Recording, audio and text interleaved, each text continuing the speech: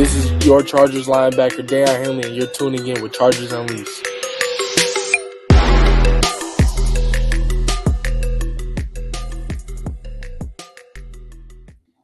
Welcome to another edition of Chargers Unleashed. Jake Hefner and Dan Wolkenstein here with you from the LA Football Network. If this is your first time tuning in to the show, make sure to hit that like and subscribe button on YouTube. You can also follow us on Facebook, Twitter, Instagram, Spotify, and Apple Podcast.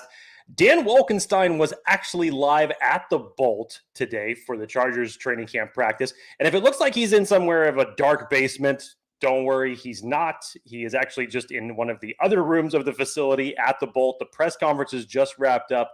We're going to recap everything that took place at practice today. And obviously, the elephant in the room with the biggest news about the Justin Herbert injury, latest news. So we're going to dissect that, go through all the reports on that. But first and foremost, Dan Wolkenstein, how are you, sir? How was practice today? I'm sure the weather was just peachy.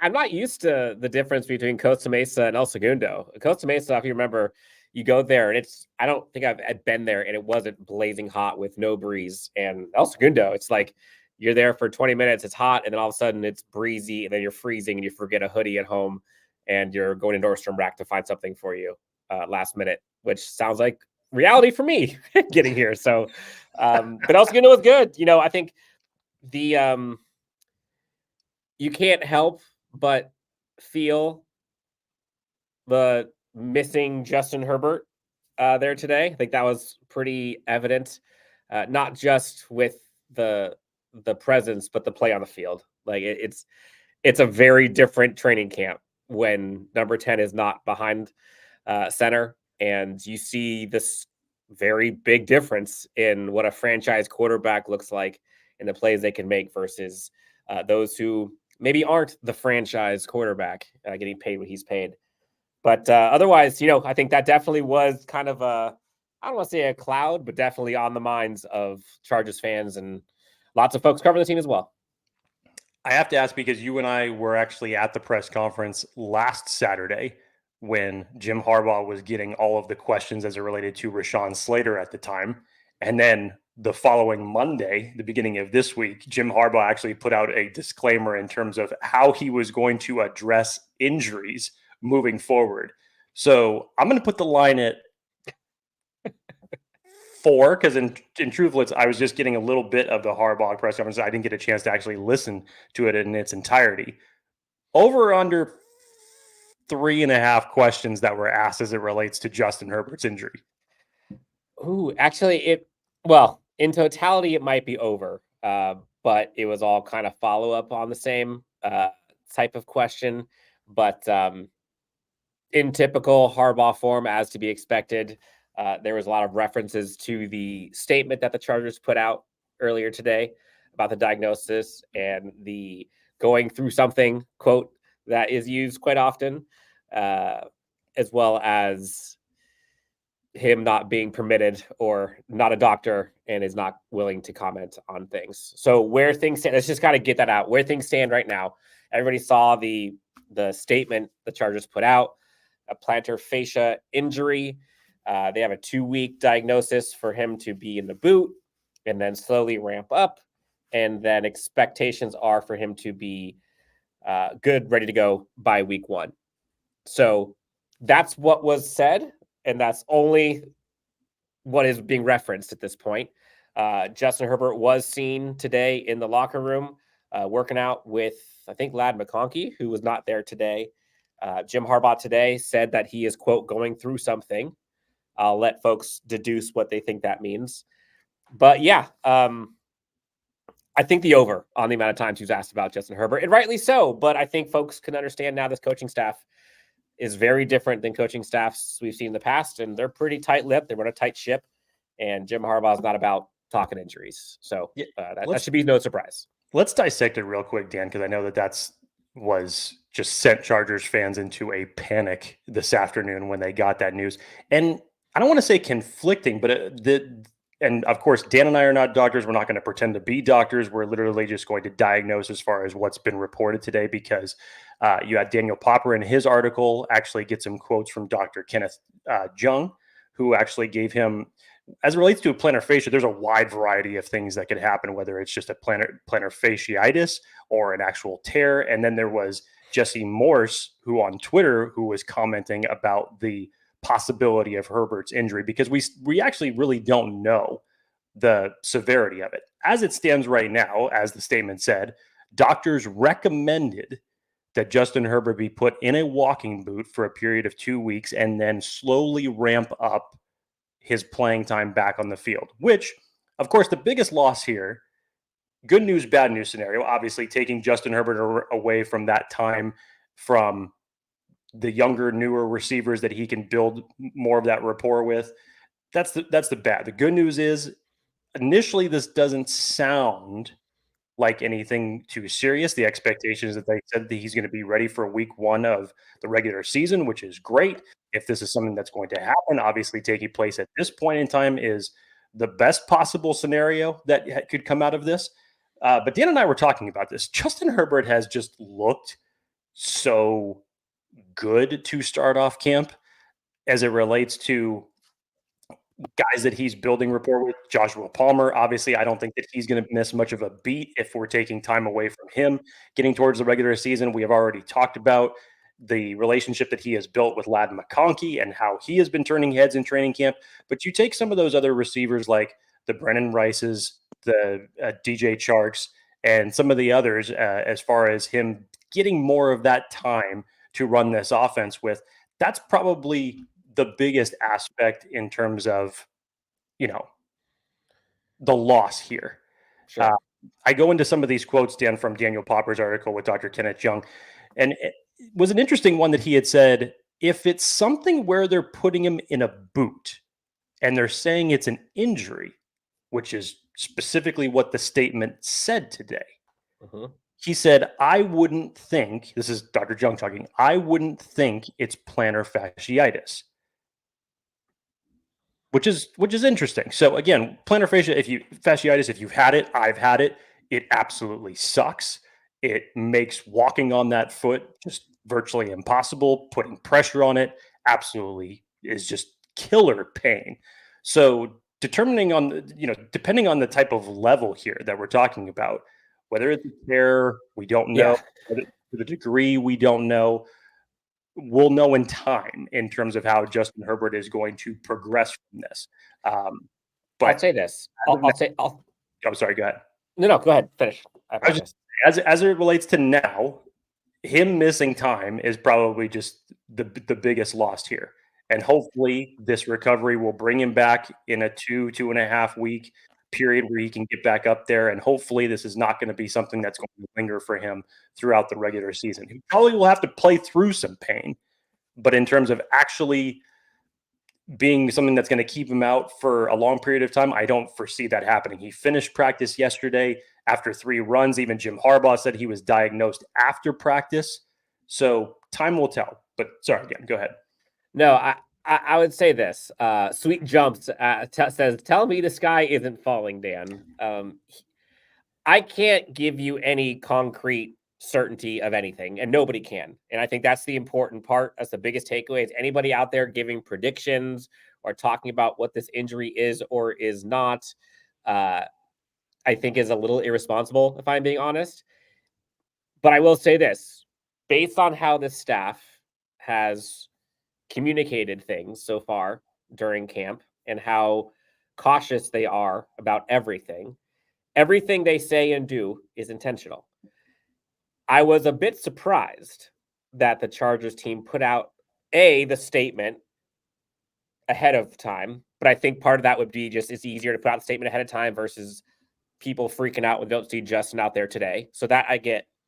But when they give the diagnosis or time frame, that's what perked my ears, because this team does not do that. At least the new regime doesn't give timetables. It doesn't give injury updates. It's like they're going through something or the season's over. And so some of that is because this is Justin Herbert. But if I was a betting man and this staff and knowing Jim Harbaugh and how everybody talks about the abundance of caution, that's what this seems like. This seems like an abundance of caution. And I just would find it shocking that this staff an organization would go out on a limb like that with the prognosis that they gave and the time frame and expectations for coming back week one, unless they knew that that was like happening. It's fair. Because that just doesn't seem like a misstep that this staff would make. Right. If I'm being honest. Again, he was seen during today's practice in the training room, working out. I think it was with Vlad McConkey, who is going through something. I think I heard that some people saw him working on something with his foot. I'm not sure. But again, today was kind of a weird day, if I'm being honest, when it comes to people coming in and out. And it seemed like there was a mixture of veteran rest day mixed with people going through something, mixed with people getting dinged up with friendly fire, or a guy getting it out for a play or two, and all of that stuff. I think the takeaway is the staff is taking things very cautiously with everyone. Abundance of caution. And to your earlier point, like, yeah, is it ideal? Obviously not.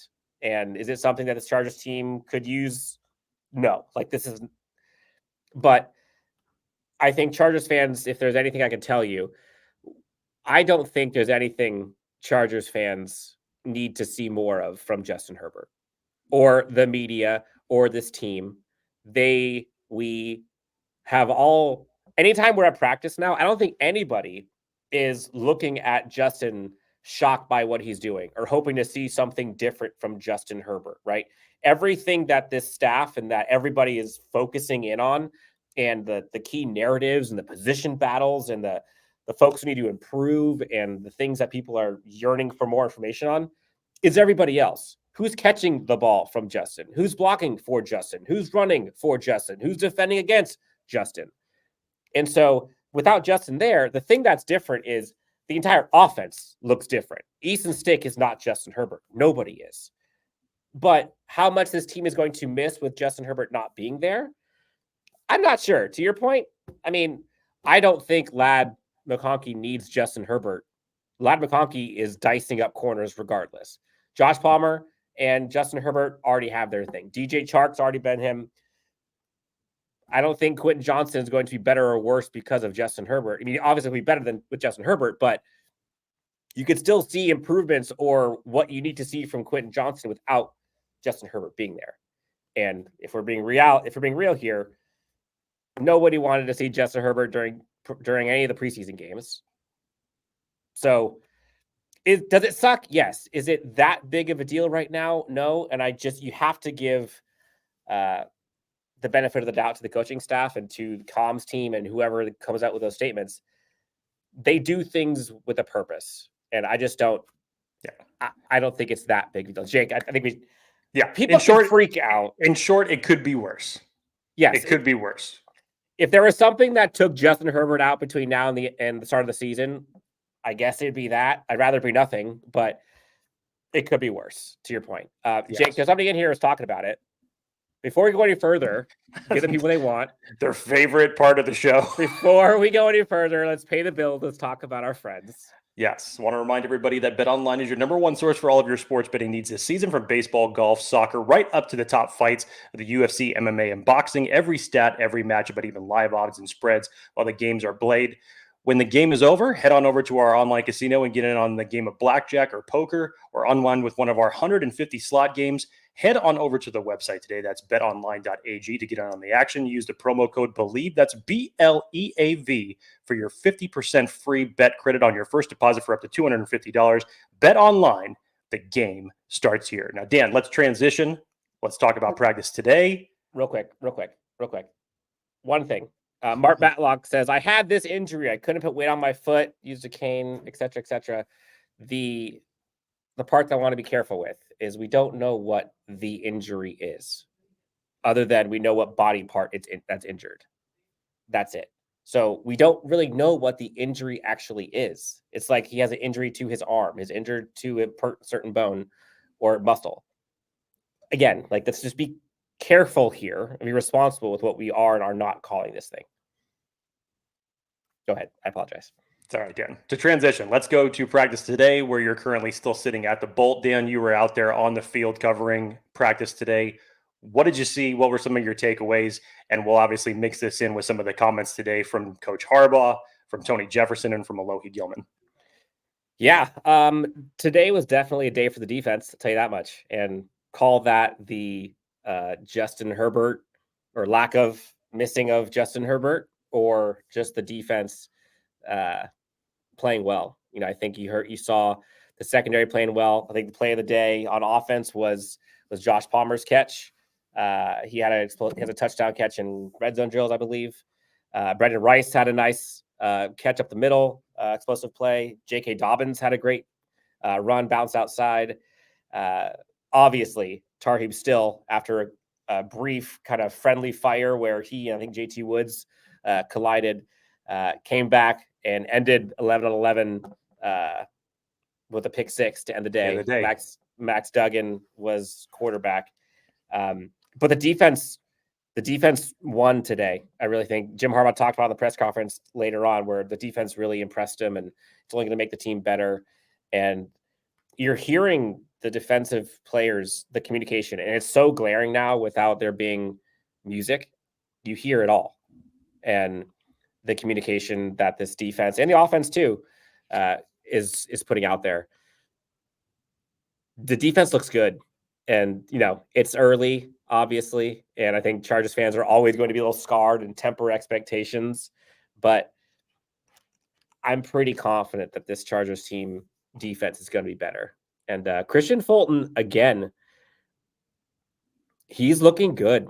Like, he is looking really good. You heard Jesse Minter kind of give him praise and confidence in his abilities, and talked a little bit about kind of what some previous coaches and people that have worked with him have said about Christian, and how well he plays when he has confidence in his coaching staff and in the scheme.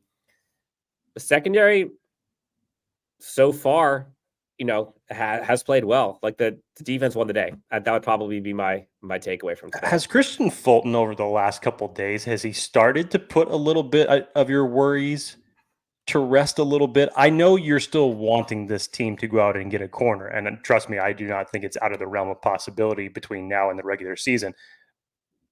I know we're talking training camp. I know we're talking practice, but you hear the comments from Jesse Minter at yesterday's practice talking about he doesn't just have a chip on his shoulder. He has a boulder on it. And yesterday he had 4 pass breakups. And then you mentioned what he did today during practice, which is great. Is he starting to calm a little of your worries? A little. The way you said that was priceless. No. Anytime you answer a really with an inflection point and a question mark, that usually got really up there. I would say a little bit. Do I think this Chargers team would benefit from a veteran corner who can challenge for CB1? Absolutely. And something that perked my ear when I heard Jesse Minter, the defensive coordinator, talk about at his press conference yesterday, was when he was talking through the corners. He went through Christian Fulton and Asante Samuel Jr. Those guys are doing their thing, right? They're impressing and they're looking good. And the rest of the guys, we'll see how much they can challenge them for positions later on. I don't know what that means, to be honest. I don't know what the ceiling is of those rookies this year versus others. So it's going to be interesting to see. But if it was me and I was Joe Hortiz and I knew that the ceiling for the cornerbacks can only go so high currently, and I knew there was a free agent out there that could take that ceiling or maybe the floor a bit higher, that's what I'm doing. I mold this into, I took away the comments from Oleary Gilman today when he was talking about Jesse Minter's scheme, just in terms of his demeanor, bleeding confidence into the rest of the players, finding ways to maximize players' potential, which we knew about Jesse Minter before he came in here. He's going to put guys in the best possible position to where it accentuates their strengths of their game and put them in the best position to succeed. And whether or not Dan left me on the stream right now, or if the room that he went in just went completely dark, who knows? But good connection problems to have at the Bolt right now. You back? Back. Okay, we're good? Okay, yes. Great. Lost you there for a minute. I thought you were going to have another Jeff Miller moment, which is Oh, light's still on. We're good. Lights still Lights on. are still on. Okay, great. We're still good to go. I'm not sure if you were catching what I was saying, Dan, but I was just talking about Alohi Gilman's comments about Jesse Minter's scheme, bleeding confidence into the players, putting them in a position where they know that they're going to succeed, which we already knew about Jesse Minter in terms of what he wanted to do and what he's done with his players at Michigan previously, basically playing to their strengths is how they do it. So I felt that today from Tony Jefferson talking about it. I felt it today from Alohi Gilman talking about it. But again, that along with Steve Clinkscale, when we're just going back and talking about the cornerback room in general, that's what's given me confidence. And we've seen that so far in Steve Clinkscale rotating these corners around a lot. You've seen a lot of guys end up coming out and making plays, undrafted free agents. We know that Tony Jefferson has had interceptions and some pass breakups thus far. Obviously, the rise of Terheap still thus far in a short period of time. Asante Samuel Jr. seems to once again be having a good training camp. And you have guys like AJ Finley, who seemingly right now is in the lead for safety number 3. So it seems like this room is, as a unit, as it was talked about today at the press conference, is really coming together. Yeah. The secondary, and there's a comment in here, maybe I'm scarred. I do think that this coaching staff gives this defense a bump, for sure. I tried to not take isolated incidents and turn them into more or less than they really are. But when things become a theme, when they happen multiple times, then it becomes kind of a story or something that I kind of recognize. And people talk about like this coaching staff and the attention to detail. When one person says it, whatever. When the entire staff and when every single player that comes up talking about them says it, it's a theme. This coaching staff prides itself on teaching and adaptability, and this team being versatile and teaching in a way that's easy to understand. But it's another thing to hear all of the players echo that, because it's not just about what is being said, but it's about what's being heard. And so I think that theme, but that specific theme, was never said with the previous regime. And it's being said all the time here. And Alohi Gilman talked about it at length today, about this new staff and how it just bleeds through every single position. Like you mentioned, the defense communicates, and they went through a bunch of goal line, short yardage situations, and the defensive front looks good, and they're kind of building that wall. I think Jim Harbaugh mentioned that today. The defense was really impressive, and building that wall at the defensive front, like it's a big deal. That's something that's eluded the Chargers team for a long time. We'll see. Again, like there's big rocks on this team that are still waiting, right? We still haven't seen Junior Colson back out there. I saw him out with trainers again today. I think he's close. I do. We'll see what Christian Fulton can become. Terheap still, I think he's going to be, wow, do you see that? I think he's going to be the slot corner. He has it, man. He does. A name to remember, I think you heard a couple of people start praising him, but Jared Patterson, the running back, I think he makes this team. He just is constantly getting praise. He's constantly making the smart, right runs. He's getting, slaps on the behind by his coaching staff. You're seeing the physicality and the drills, and don't be surprised if he is on this, actually on the 53. For if context, it was up to me, if I'm predicting, it's Dobbins, Edwards, Vidal, and Patterson. For context, Dan's obviously live texting me from practice, just giving me some updates. So he's giving me ones, Dupree just lit up McFadden, which I'll ask for more context on that in a second, talking about Joshua Palmer had a touchdown during red zone drills today. And then one comes through that says Patterson is making the team. And in my brain, I'm thinking to myself, again, because all of a sudden this Chargers team has a running back stable that seems pretty stacked and possibly even very formidable with the different skill sets that you have there. And even mixed up in this, we kind of forget about the fact that Elijah Dotson, who was last year's preseason favorite, is still on this team. So all of a sudden you're talking about 6 running backs that are part of this group. And Dan, just based off of what you're saying and what you've seen, and obviously you mentioned it, the coaches have had public praise for Jared Patterson. You believe that he's going to be the one that's going to unseat Spiller should this team keep 4 running backs on the final roster? Yes, I don't think there's any doubt in my mind that he is, personal opinion, that he's above Isaiah Spiller right now.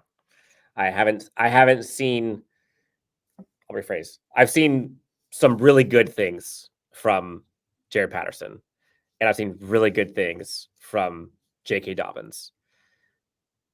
And Vidal flashes as well. I can't say the same for Isaiah Spiller right now and call the short end of the stick in the last couple of years, whatever you want. It's going to be tough for Spiller. Now, is it impossible? No, there's still lots of time, but I don't know. I'm not going there. Yeah, McFadden got touched, if you will. Yeah, please tell me where exactly McFadden was. Was this jumbo package? Was he in at fullback? Was he going in motion? Where the hell did they have him this time?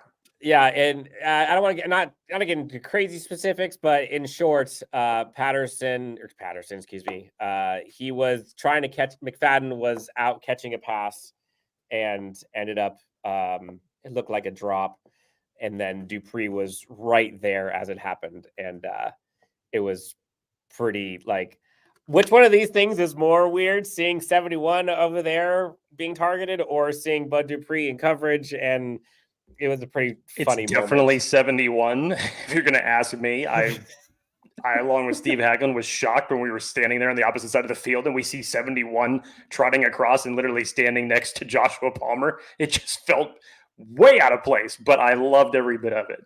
Yeah. And then I would say also, going back to Patterson, I think he's big for them on special teams too.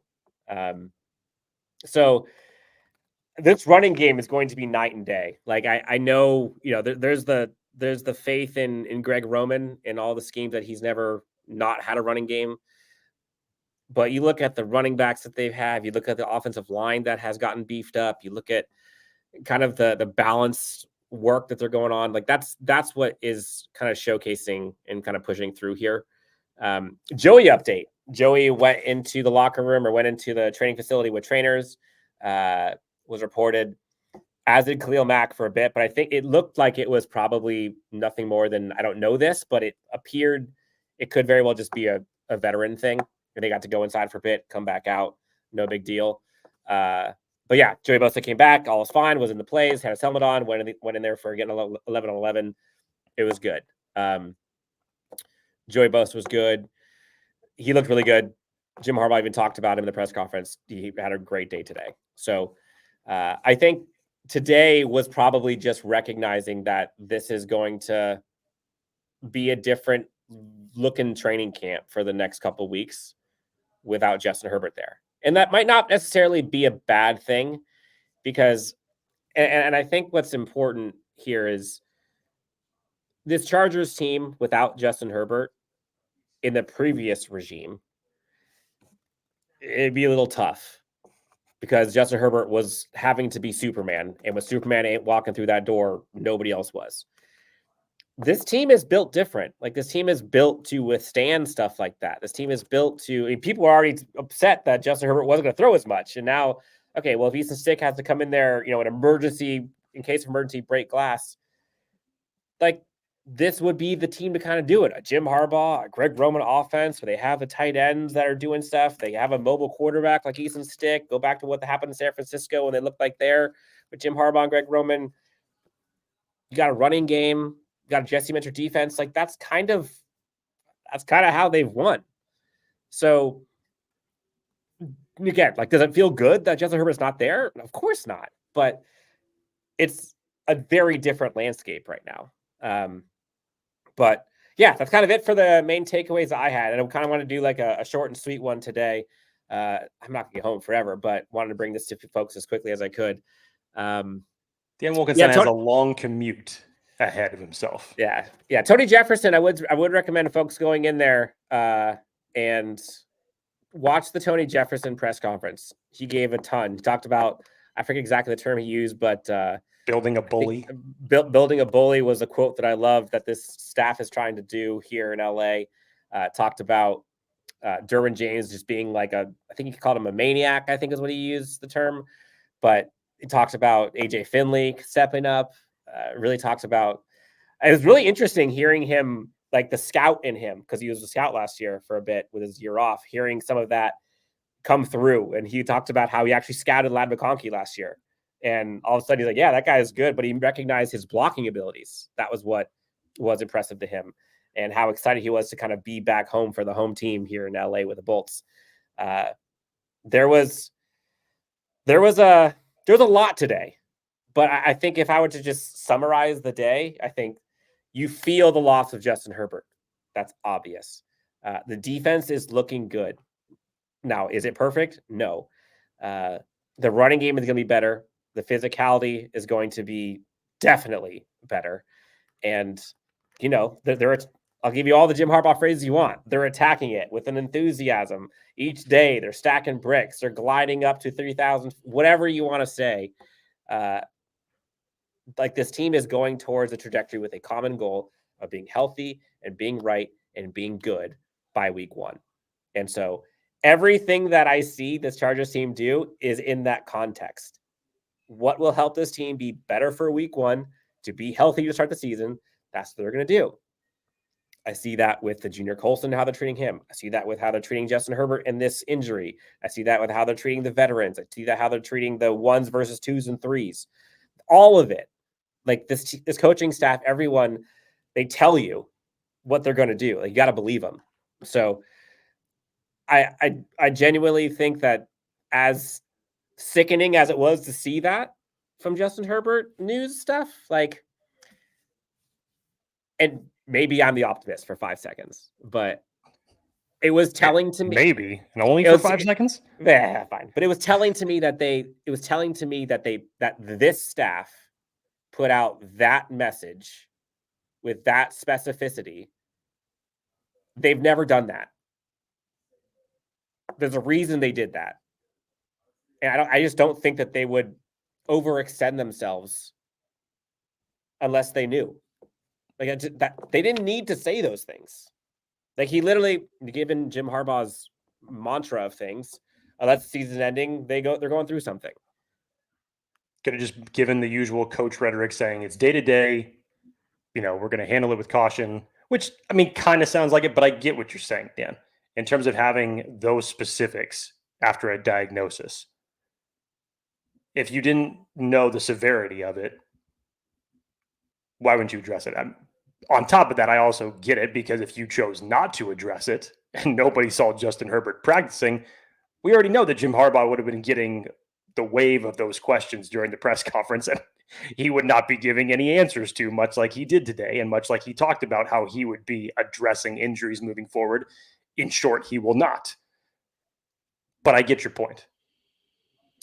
Yeah. I apologize. There's a lot of folks in the chat that I haven't got a chance to go into. Oh, Guilty as Charged was here. What's up, fellas? We saw you guys last weekend. I hope all is well. Did I give every updates? I can kind of go through real quick. I gave the update on Joey Bosa. Let's see. There was one person that talked about the only thing that we're not going to see is the defense isn't going to be as tested now without Justin Herbert there with Easton Stick instead. That's true. I mean, you can't really say otherwise. The defense is going to have an easier job now going up against Easton Stick and the 1s versus Justin Herbert the 1s. That is true.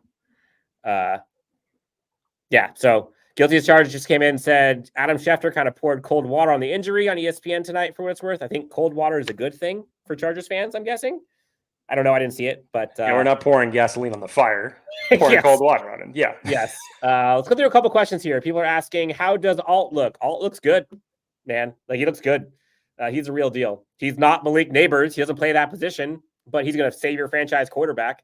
And so, you know, if you're going to prioritize your franchise wide receiver or franchise offensive tackle, they chose to go offensive tackle.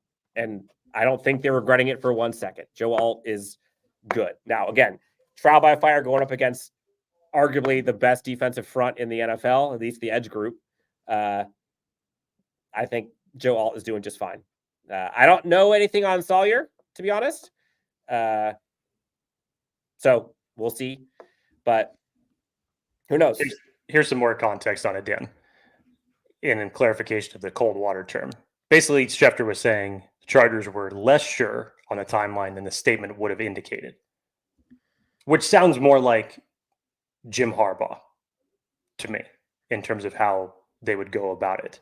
Because, yes, they put the recommendation of being in a boot for 2 weeks and then the slow ramp-up period to progressing and practicing after the fact. So in terms of overall return, I get that. It's not like we can say definitively that we're going to see Justin Herbert back out on that field in exactly 2 weeks. So I don't know. It would be but again, if that was the case, this just does not seem like the staff that would say that and give an expectation on timetable without knowing something. I don't know. Like, and again, maybe this was a mistake on the staff's part. Maybe they overextended themselves and this would be something that they learned from and it doesn't happen again. Who knows? But what I would say is, again, they haven't done this before, giving out like specifics in terms of timetable or what it is.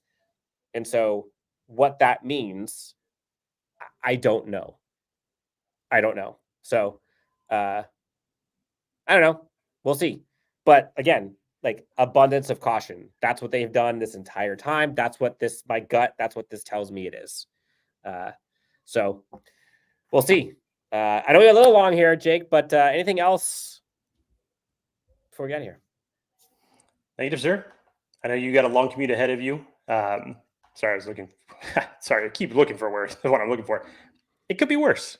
I hope to God I don't eat those words. Obviously, it could be worse. But no, in terms of practice today, great coverage by you, Dan. Appreciate it. You have a long commute ahead of you, so get the hell out of there before they turn the lights off on you permanently, and you have an actual Jeff Miller moment. But we're going to be back this weekend. I know as the Chargers have an off day, I believe it's on Saturday, right before their joint practice with the Rams. We'll come back here and we'll do a kind of a full eclipse of the last 2 weeks of practice, which should be a lot of fun. Lots of news to get into, but wanted to do a short live update while Dan was at the facility today. Obviously, give our 2 cents as it relates to Justin Herbert, where the team was at, what practice was like today. So appreciate everybody coming out for a short show today, but we will be back this weekend. For Jake Hefner, you can find him at Jake T. Hefner, myself at Dan W. Sports. Thank you all so much. We'll have more coverage as this goes on, but until then, I'm going to drive home.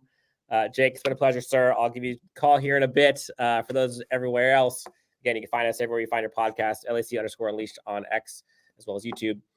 Have a great evening, everybody. Fingers crossed. We're all going to get through this together. We got this. And we'll talk to you next time on Chargers Unleashed.